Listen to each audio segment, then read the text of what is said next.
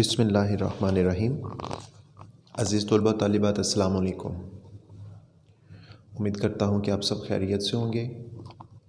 دعا گو ہوں کہ اللہ تعالیٰ آپ کو اپنے حفظ و امان میں رکھے۔ بچوں، آج ہم لوگ اپنے ٹیسٹ میں سے مرزا اسد اللہ خان غالب اس کی غزل دل نادان تجھے ہوا کیا ہے، اس کی تشریح دہرانے جا رہے ہیں۔ اسکرین پہ میں نے آپ کے سامنے مکمل پیٹرن درج کر دیا۔ پیپر میں آپ لوگوں نے یہی ترتیب رکھنی ہے۔ سب سے اوپر حوالہ شعر ہوگا، پھر شاعر کا نام ہے، صنف سخن لکھ لیں، صنف شاعری لکھ لیں، صنف ادب لکھ لیں اور آگے غزل، پھر پہلا مصرع آپ نے درج کرنا ہے۔ اس کے بعد جو شعر آپ کو پیپر میں آیا ہے اس میں سے 2-3 لفظ جو ہیں وہ مشکل، اس کے آپ نے معنی بنانے ہیں ہر لغت کی ہیڈنگ دینے کے بعد، اور اگر آپ کے پاس ٹائم ہے تو پھر ہر لغت کے بعد آپ مفہوم لکھ سکتے ہو، اگر نہیں تو پھر ڈائریکٹلی تشریح کی ہیڈنگ دیں اور وقت کی بچت کرتے ہوئے آپ وہی سارا مٹیریل جو ہے وہ تشریح میں رکھیں، تشریح کو بھرپور طریقے سے کریں، 10-12 لائنوں میں چلے جائیں اور انشاءاللہ کام مکمل ہوگا۔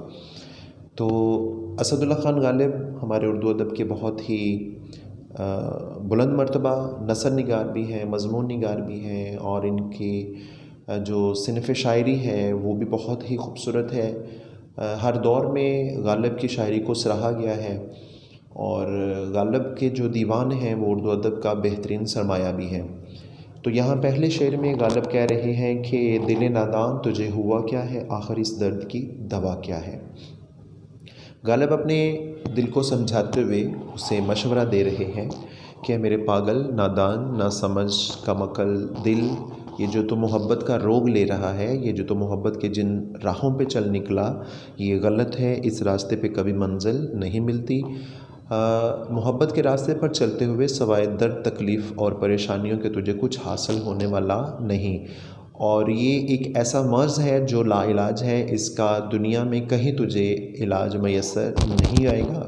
اس لیے میرا مشورہ ہے، میں تمہیں یہ بات سمجھانا چاہتا ہوں کہ تو محبت کے اس کام سے باز آ جا، اس راستے سے واپس لوٹا، اسی میں تیری بہتری ہے، ورنہ ساری زندگی تو ذلیل و خوار ہوتا رہے گا اور تیری تکلیفیں بڑھیں گی، تجھے آسانی میسر ہونے والی نہیں۔ جس منزل کو تو پانا چاہتا ہے، مراد اپنے محبوب کو حاصل کرنا چاہتا ہے، کہتا ہے وہ تجھے کبھی بھی ملے گا نہیں، اور تو اسی طرح سے نامراد رہے گا۔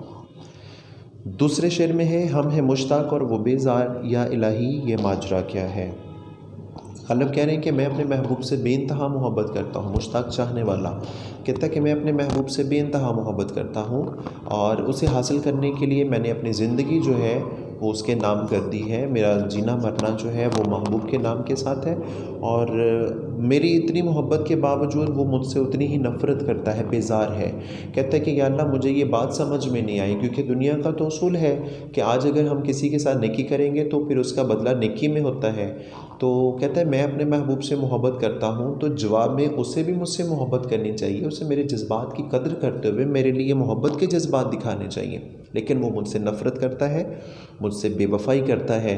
کہتا ہے مجھے اس بات کی، اس حقیقت کی سمجھ نہیں آئی کہ اس کے پیچھے اصل حقیقت کیا ہے۔ تیسرا شعر، میں بھی منہ میں زبان رکھتا ہوں، کاش پوچھو کہ مدعا کیا ہے۔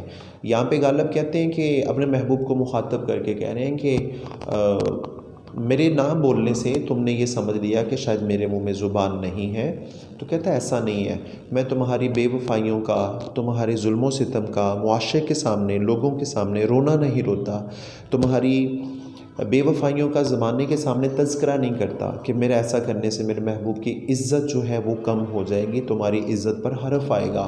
میں تجھے معاشرے میں لوگوں کے سامنے بدنام نہیں کرنا چاہتا، اس لیے میں نے اپنی زبان کو تالا لگا رکھا ہے، صرف تیری عزت کی خاطر۔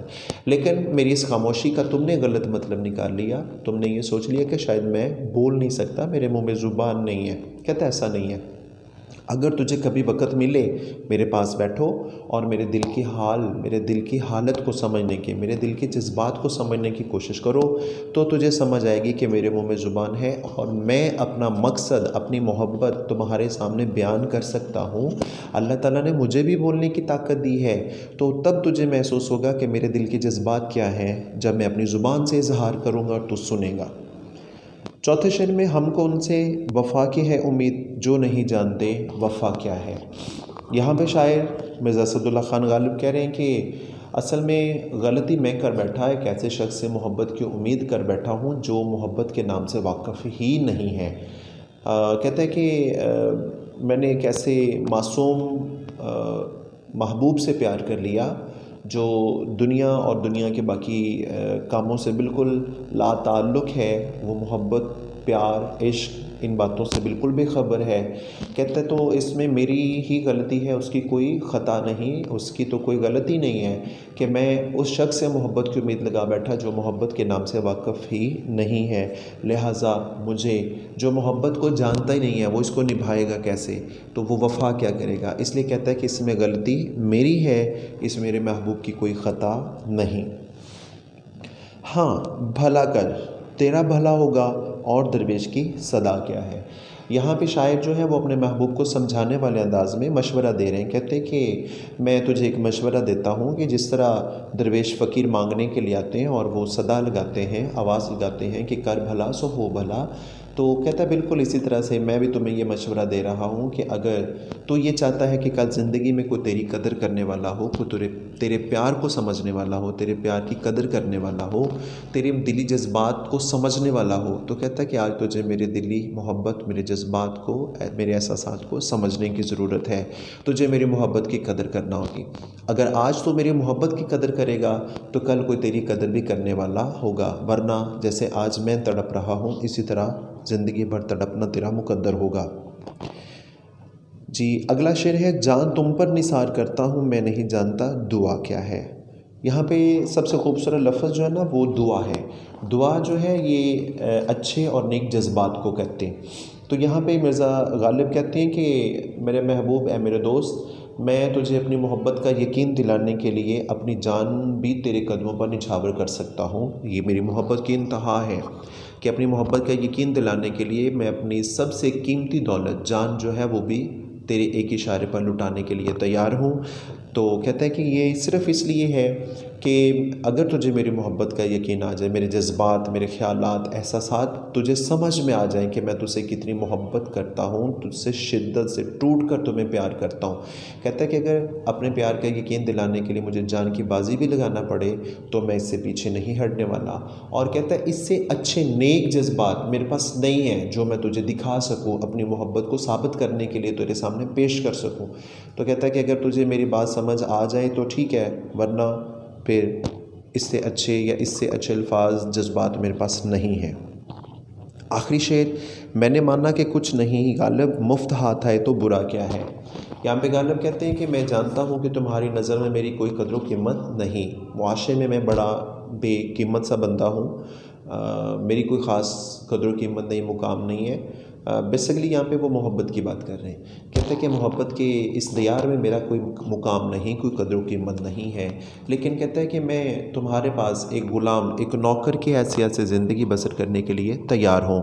تو کہتا ہے کہ ایسے بے قیمت مفت ملنے والے نوکر کو جو آپ کے ایک اشارے پر آپ کا ہر حکم پورا کرنے کے لیے تیار ہو، ایسے ملازم کو، ایسے نوکر کو، ایسے غلام کو حاصل کرنے سے پیچھے نہیں ہٹنا چاہیے، اور میں بلا قیمت آپ کے پاس رہنے کے لیے، آپ کا ہر حکم ماننے کے لیے تیار ہوں۔